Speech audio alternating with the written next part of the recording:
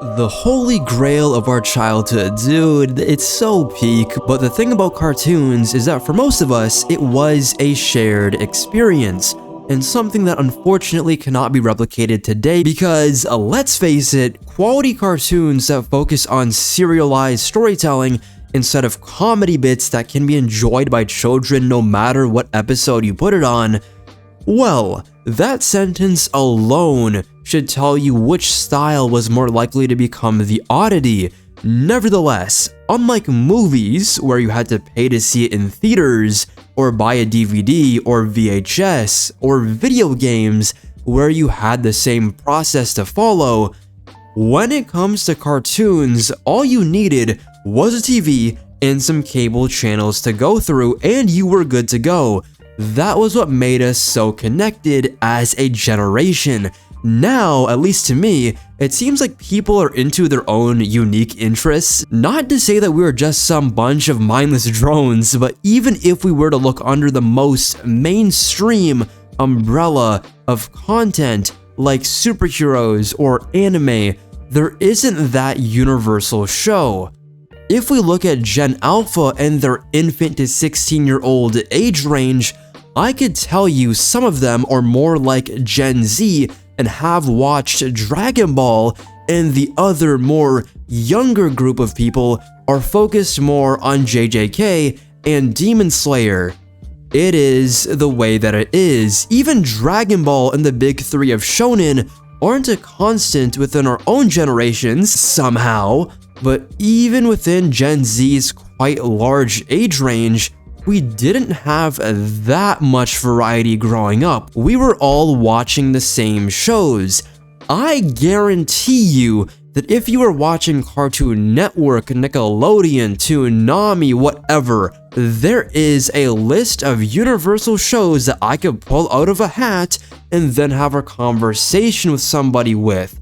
Most of us have watched Teen Titans, Avatar: The Last Airbender. If you were cultured and on the Kids WB, Static Shock was probably up there. SpongeBob! From there, you could probably branch out into liking Ed, Ed and Eddie, Johnny Test, or Courage the Cowardly Dog, but for the most part, all of these shows had a high chance of being under somebody's viewing belt. All this to say, Saturday morning cartoons will never hit the same, but we can reminisce and hit ourselves with a wave of nostalgia. I got a couple of shows in the tank that I'd like to talk about, but feel free, actually I insist, everybody to start a discussion on some of your favorite shows down below. Remember to like, subscribe, all that good stuff, and let's get into my first pick. A wise man once said that nostalgia makes you feel happy, but also like there's a gaping hole in your chest that will never be filled. And nothing makes me feel more like this other than when I'm listening to a cartoon theme song.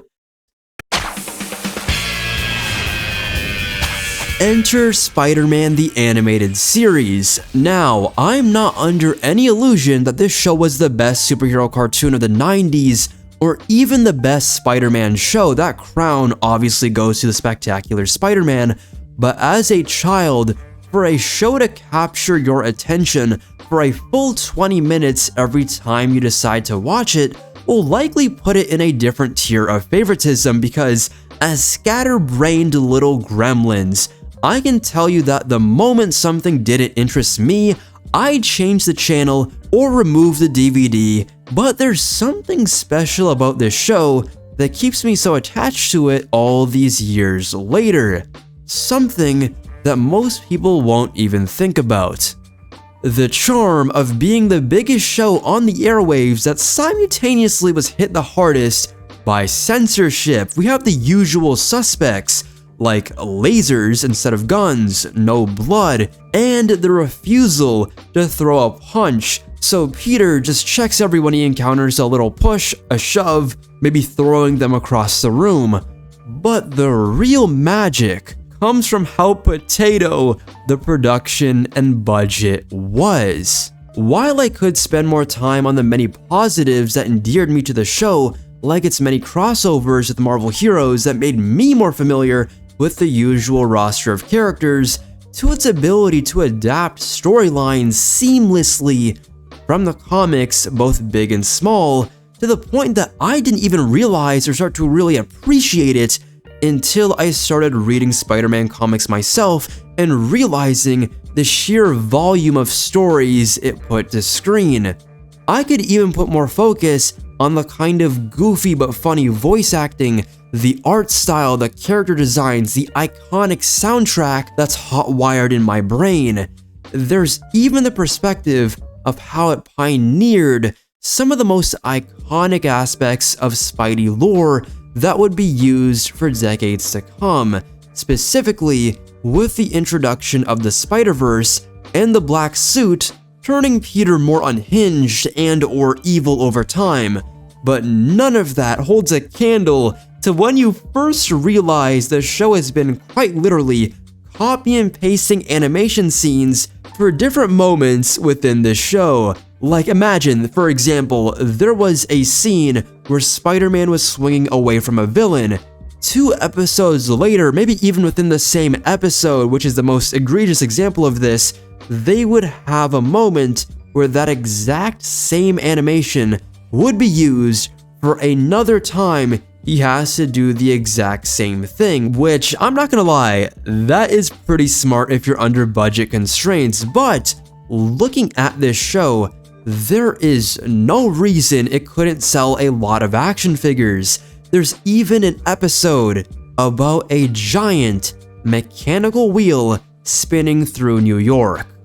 I'm sure you can make that marketable if you slap a Spider-Man toy on there. Even for some of the bigger episodes, and feel free to correct me if I'm wrong, but I remember when Carnage broke out of prison, it was the exact same animation as Venom, right? Venom did the same thing an episode prior, so for a split second, you could see Venom before you saw Carnage. This level of cartoon depravity is what made this show so special. Even the LSD spider sense effects is so uniquely 90s, and everybody who watched the show, it is something that stuck with them because it is something that will never be done again. It is so 90s, but it is so great that I can't even put it into words. And yes, the MJ cliffhanger did press me a lot. I was tilted when I saw that happen as a child, but at least we finally got our answer decades later. But the scuff is what made the show really work for me. I don't know about you guys. Yes, I know a lot of you will say it doesn't hold up on rewatch. It is pure comedy, seeing how fast it moves from scene to scene, how much they reuse assets, and how you start to have a keen eye for the stuff they use in the intro, and you're waiting to see when it will be used again within the show. Because I feel like that intro was just a litany of scenes that they knew that they would have to use multiple times, so they kept it within their databank right in front of everyone and for themselves to see. But man, was it something special. Shifting focus to a decade later into a show that probably did its job and sold those toys, because 5 seasons probably meant that these character designs for the most part did their thing. If I could pinpoint what made the Batman 2004 so special to many of us though, it was exactly this. It had the sauce. Visually, it was Batman with some anime flair, which was more than enough reason for people to theorize that this show was connected to 2003 Teen Titans, which, pretty based if you ask me. But the rule of cool, as simple and smooth-brained as it is from an intellectual standpoint, it exists for a reason. Everybody was boxing. They had their own unique fighting styles and gimmicks, which were portrayed in a way that made my little brain wish for a fighting game tie-in. The show in and of itself is the reason why I'll always advocate for batsuits to have claws and abnormally long capes, and why I'll always be a little bit sad, at least unless there's DLC, that they didn't give this version of Bruce his suit in the new LEGO Batman game. At least they made up with the Brave and the Bold suit, but unrelated saltiness aside, let's switch to garlic. What in the condiment king did I just do? But whiplash aside, this does set you up for the tonal discrepancy with the show and the iconic Batman vs. Dracula movie. Oh my god, bro. Dude, if you were, I bet this on all of my Gen Z viewers' souls, we watched this. Yes, all of you. The violence, the blood, the vampire Joker, the scene in the blood donation center with all the vials, and the final fight that led to one of my favorite lines of all time. I'm the Batman, and you're dust. Chef's kiss. This whole movie became my personality the moment I saw it, and while it definitely had a different tone from those first 2 seasons, the big leap occurred when they changed the theme song.